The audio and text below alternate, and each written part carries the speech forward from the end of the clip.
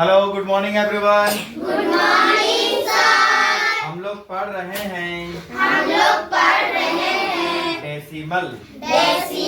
Decimal decimal मतलब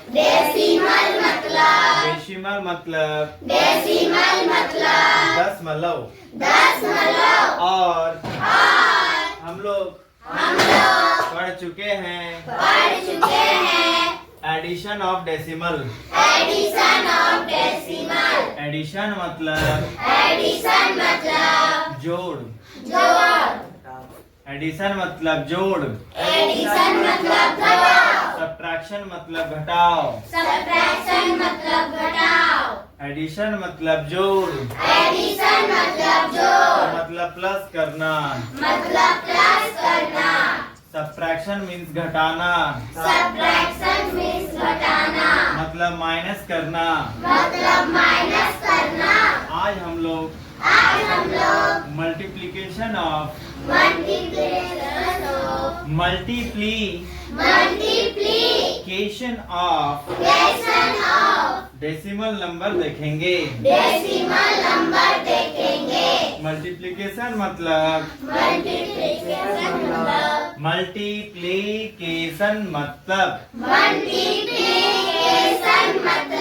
गुना करना। आज हम लोग देखेंगे दो नंबर को कैसे मल्टीप्लाई करते हैं। मान लीजिए हमारा क्वेश्चन है 2.2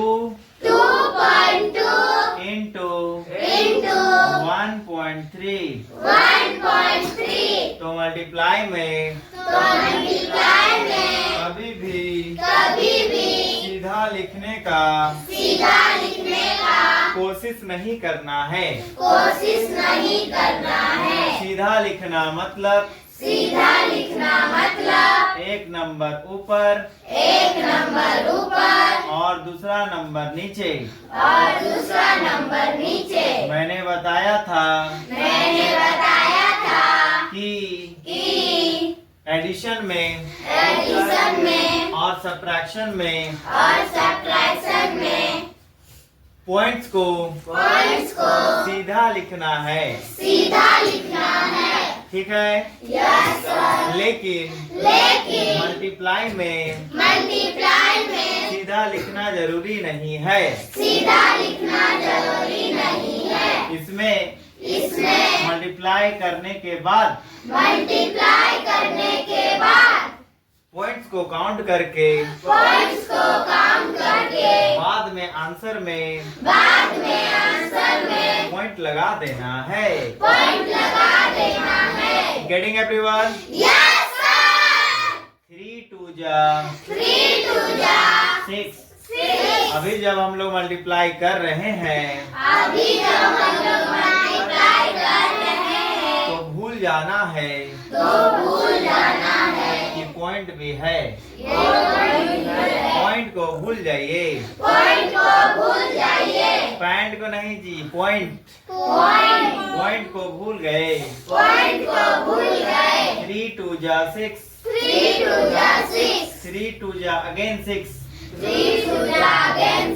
अब हम लोग को नेक्स्ट नंबर को मल्टीप्लाई करना है।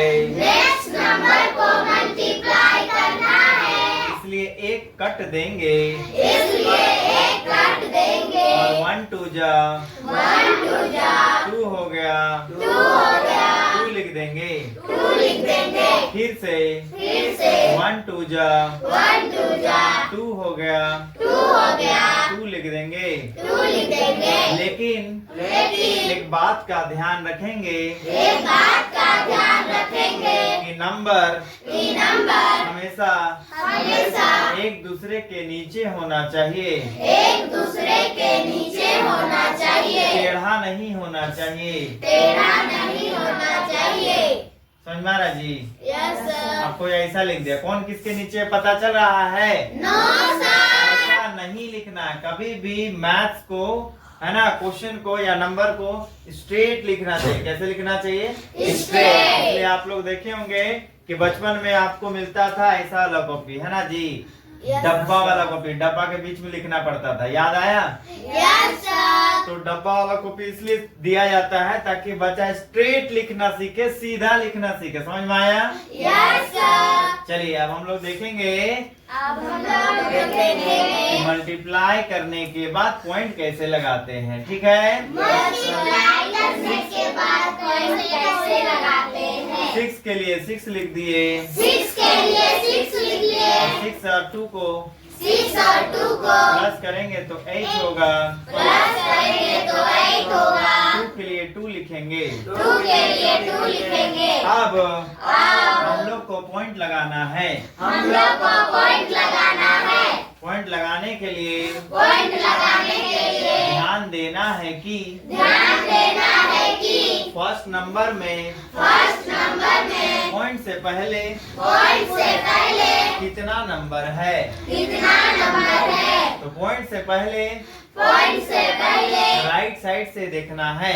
राइट साइड से देखना है। पॉइंट से पहले 1 नंबर है पॉइंट से पहले 1 नंबर है। और और सेकेंड नंबर में भी सेकंड नंबर में भी 1.3 था।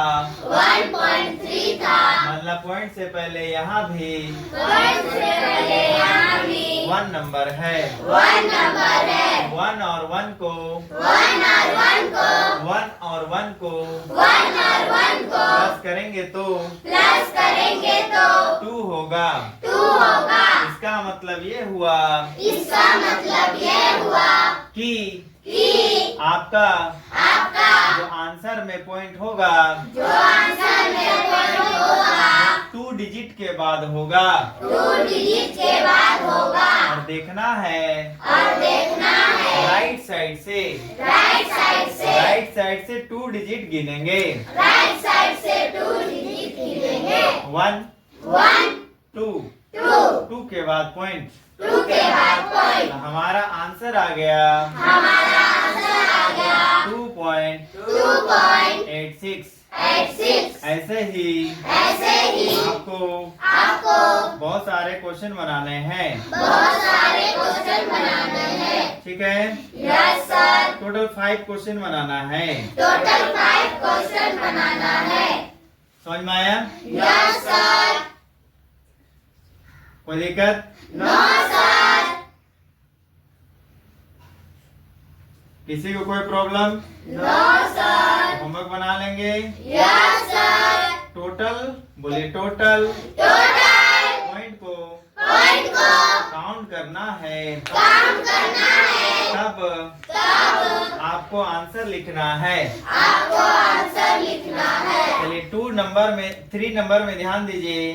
3 नंबर में ध्यान दीजिए। 2 और 3 नंबर में ध्यान दीजिए। 2 और 3 नंबर में ध्यान दीजिए। 2 नंबर में 2 नंबर में पॉइंट के बाद 2 नंबर है पॉइंट के बाद 2 नंबर है। और और 1 के बाद 1 नंबर है। 1 के बाद 1 नंबर है। मतलब total point total point 3 number के बाद लगेगा। 3 नंबर के बाद लगेगा।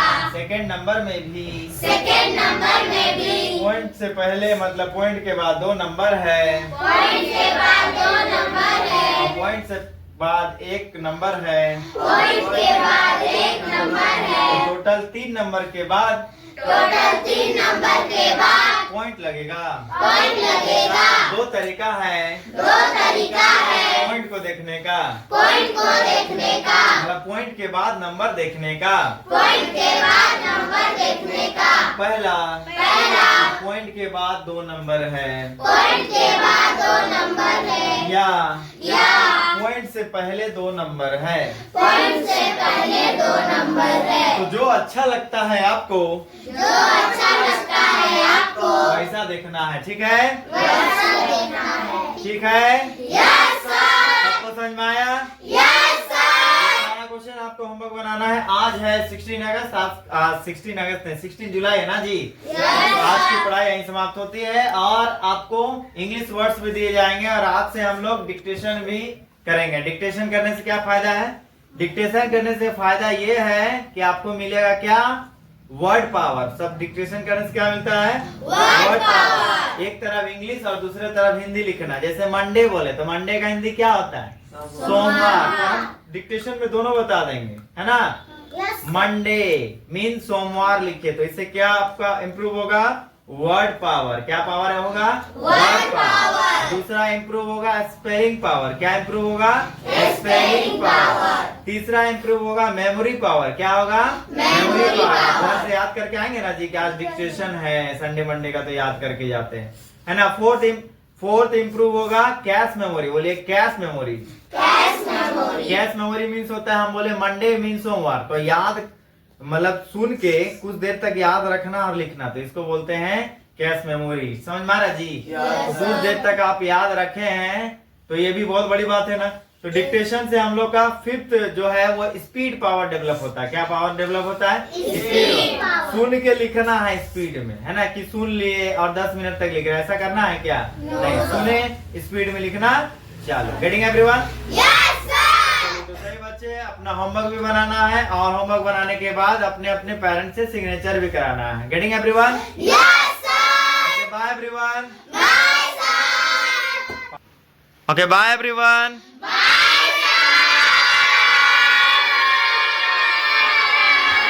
The solution video of R.D. Sharma, the solution video of NCERT book, the solution video of R.S. Agarwal book also, and I will upload the video of the board paper with the solution. Okay, so please subscribe my channel and watch my videos regularly. Bye everyone. Thank you for watching my videos.